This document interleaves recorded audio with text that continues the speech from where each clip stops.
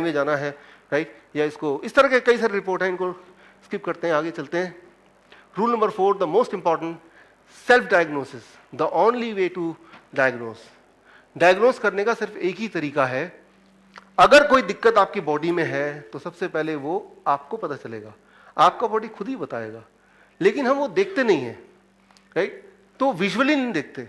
अब देखिए इंडिया की बात करें, कई सारे देशों में मेरे ट्रेनिंग प्रोग्राम चलते हैं। इंडिया में एक खासियत है इंडियंस में कि कोई मोटा हो या पतला हो, हर एक की तोंद निकली रहती है।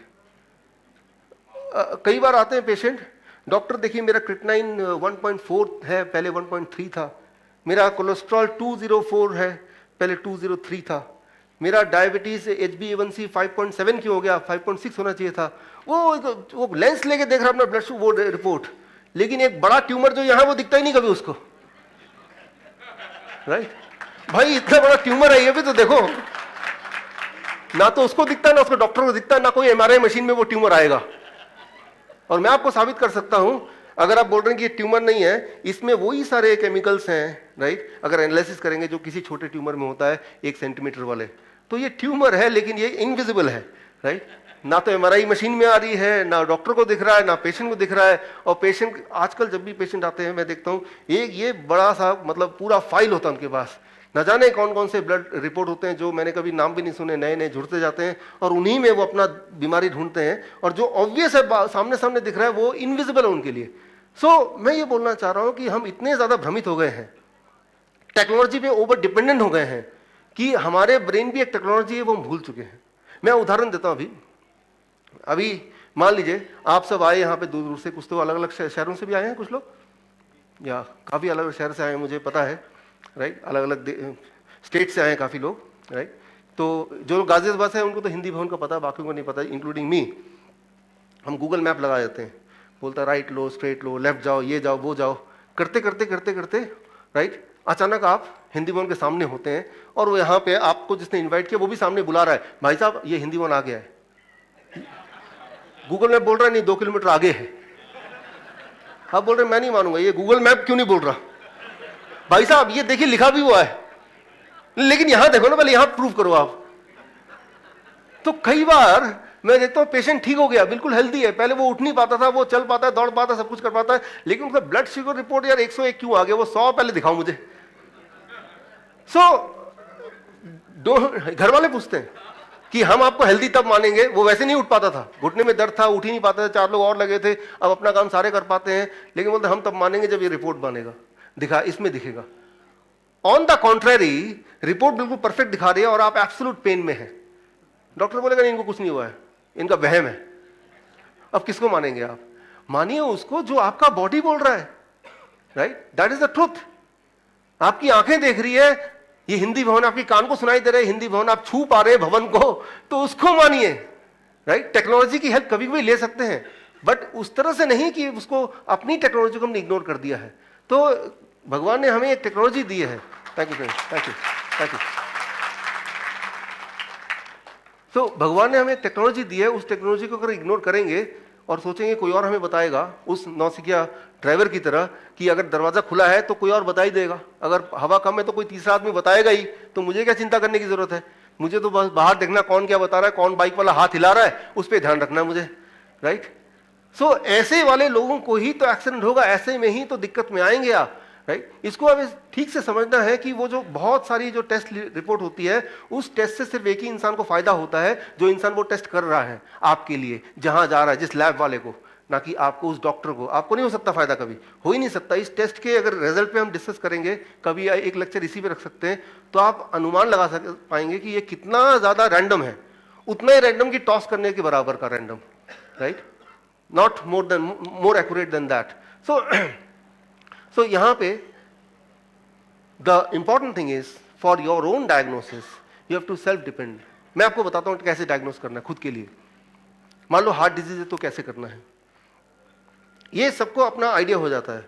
जब आप चलते हैं, मैं एग्जांपल दे रहा हूं मेरे हार्ट पेशेंट्स की, वो कैसे आके बोलते हैं कि अचानक एक दिन एहसास होता है कि जब वो तेजी से दौड़ रहे हैं तो थोड़ा सा पेन हो रहा है, लेकिन वो इग्नोर करता है कि हो गया होगा, किसी को बताता भी नहीं है।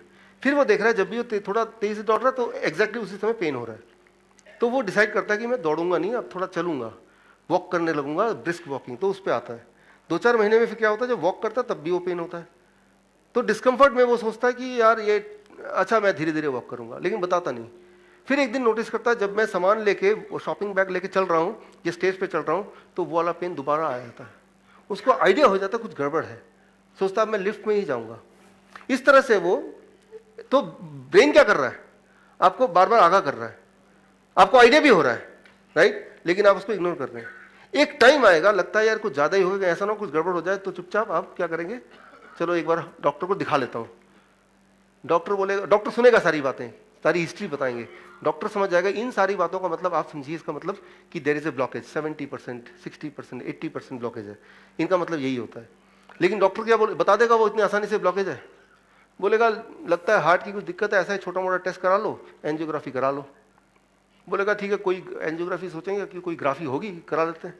हाँ, तो बोलेगा, वो डॉक्टर बोलेगा चलो इस पर साइन करते, उस पर लिखा है कि अगर इस एंजियोग्राफी के दौरान आपकी मौत हो गई तो हम जिम्मेदार नहीं है, तो तब किससे पैसा ले और कहाँ पे बॉडी दे वो भी यहाँ एड्रेस डाल दो। अब कान खड़े हो जाएंगे, भाई ये क्या है, आप तो एंजियोग्राफी करने वाले थे इसमें मरने का क्या कनेक्शन? आपको आइडिया ही नहीं है कि एंजियोग्राफी कितना ज्यादा इंजरियस हो सकता है बॉडी को, वो यूं ही डॉक्टर बोलता है। अब डॉक्टर कन्विंस करेगा कि आप यहाँ से घर तक जाओगे, जा भी पाओगे कि नहीं हम तो श्योर नहीं है भाई। आप बोलेंगे मैं तो खुद ही चल के आता हूँ, कल खुद ही चल के चले जाऊंगा। अपने बोलेगा आपने अपने रिस्क पे जा रहे हो, साइन कर दो तो मैं भेजूं। आप बोलो लो साइन कर देता हूँ। डॉक्टर देख रहा है चुगल में आया नहीं अभी भी। अब अगला क्या करेगा, वो आपकी बीवी को फोन लगाएगा कि भाई साहब का तो मैंने देखा, लगता नहीं है कि हालत ऐसी है, तो आप बोलो तो छोड़ दूं मैं? वो क्या बोलेंगी, बस वहीं रोक के पकड़ के रखो, हम आ रहे हैं सब। सारे रिश्तेदार पैसे वैसे, डॉक्टर साहब जो मर्जी कीजिए, पैसा लीजिए जितना मर्जी, बस इनको यहाँ से पकड़ के इनको जो भी बेस्ट है वो करके दीजिए, राइट। तो बस वो ना, वो पैंतर हर जगह सेम ही है। और वो इंडिया की बात नहीं, मैं इंडिया में बोलता हूँ, वियतनाम में बोलता हूँ, मलेशिया में, कहीं कम कहीं ज़्यादा, वो अलग बात है, लेकिन वो जो एक स्टाइल है वो सेम है। एक इंपॉर्टेंट बात हम डायग्नोसिस पे थे, जब भी इस तरह का अगर किसी को भी सिम्टम आए तो समझ जाइए वो ब्लॉकेज है, और ब्लॉकेज होना कोई अनोखी बात नहीं है, वो बॉडी में होती है। इंपॉर्टेंट ये है कि अब वो ब्लॉकेज हटाए कैसे, पहली बात, और ये कैसे पता चलेगा ब्लॉकेज हट गया है, दूसरी बात।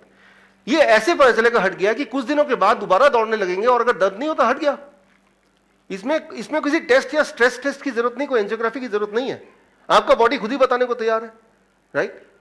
तो अब हटेगा कैसे वो मैं आगे बताऊंगा। टेस्ट कैसे होगा वो मैंने आपको ऑलरेडी बता दिया कि जो पेन हो रहा था, जो डिस्कंफर्ट था चलने से दौड़ने से, अगर वो कम होता हुआ दिख रहा है या वो नहीं हो रहा है एक टाइम के बाद, तो वो ब्लॉकेज हट गया है, दैट्स ऑल, राइट। लेकिन वो उसके लिए वो कम करना कैसे है वो थोड़े आगे आएगा, वो 7वें रूल पे आएगा, हम 4थे रूल पे इस वक्त है।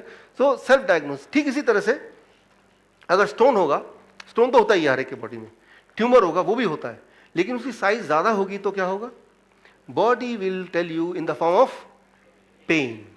तो पेन हो गया तो यानी कि वहां पे स्टोन ज्यादा बढ़ गया या फिर वहां पे ट्यूमर बढ़ गया, इस तरह का है। तो यहां पे आपको ये मेजर करने की कोई जरूरत है क्या, वो 5 मिलीमीटर है कि 6 मिलीमीटर है, उससे क्या फर्क पड़ जाएगा, राइट। आपको पता चल गया कि वहां पे स्टोन है या ट्यूमर है या कुछ भी ऐसा, आउटग्रोथ नाम दे दीजिए, give a new name, outgrowth. एक ऐसी चीज जिसकी वो जगह नहीं है, वहां पे वो बढ़ता जा रहा है। तो आपको ये देखना है कि वो वहीं पे रिस्ट्रिक्ट हो जाए, कम हो जाए, यही तो देखना है आपको। इससे मतलब होने की कोई जरूरत है कि उसका साइज मैं चेक करूं भाई, प्रिसिशनली कितना है, राइट। वो अल्ट्रासाउंड करा के, एमआरआई करा के, जो कि अपने आप में इन्वेजिव प्रोसेस ऑलरेडी है, राइट, उसकी जरूरत नहीं है। आपके बॉडी ने बता दिया। और पेन की इंटेंसिटी, कितना ज्यादा पेन है, उससे आइडिया हो जाएगा कि मामला थोड़ा ज्यादा गड़बड़ है कि कम गड़बड़ है। घबराने की बात यहां नहीं है, लेकिन उस वक्त बॉडी बता रही है, ब्रेन बता रही है, आपका ड्राइवर बता रहा है कि उसको ठीक कर लो। और ठीक करने का मैकेनिज्म बॉडी के अंदर है, वो मैं अभी आगे आता हूं कि ठीक करने का मैकेनिज्म कौन सा है और कैसे बॉडी के अंदर वो ठीक होता है, राइट। That becomes the